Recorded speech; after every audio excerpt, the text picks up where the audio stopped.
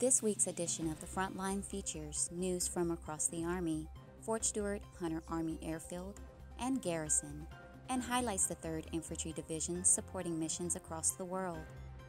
Locally, Stewart Hunter welcomed home soldiers from the 3rd Battalion, 15th Infantry Regiment upon their successful completion of a 6-month deployment in support of Joint Multinational Training Group Ukraine.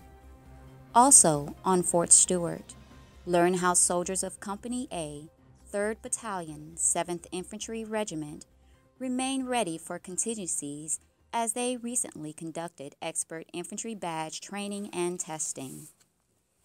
On Hunter, Air Station Savannah hosted a change of command July 15th as U.S. Coast Guard Captain John Rivers relinquished his command to U.S. Coast Guard Commander Marshall Branch, following the 3rd ID's worldwide mission.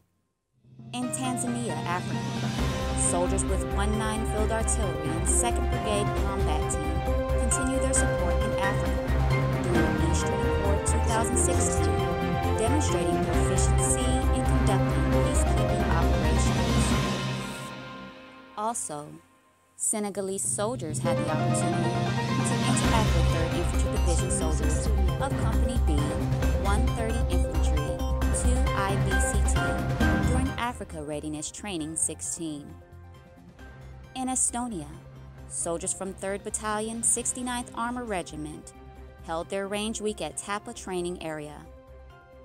In Poland, Speed and Power soldiers of 3rd Combined Arms Battalion, 69th Armor Regiment supported Operation Atlantic Resolve, conducting an M4 rifle range.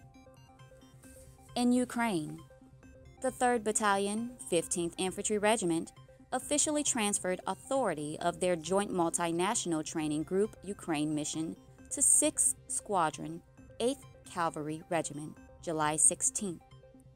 From across the Army's Military Advisory Panel mandated installations to advise soldiers and their families that household goods and vehicle storage expenses will not be reimbursed by the government without PCS orders authorizing it. As we close from this week's highlights, please remember to be careful on Fort Stewart Hunter Army Airfield roads as traffic is expected for the upcoming weeks.